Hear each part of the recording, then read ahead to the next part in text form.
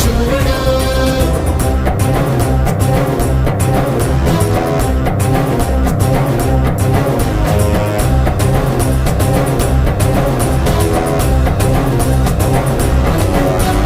జంబులిపై ఇంద్రుడు, సంద్రముపై బడబాగ్ని, రావణుని మదమణిచిన కోదండ రాముడై.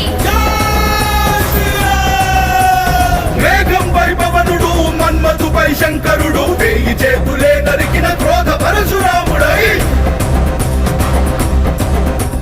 వృక్షాలపై అగ్నిగణం, జింకలపై చిరుతగణం, ఏనుగుపై కొప్పించిన స్వయం మృగేంద్రుడై.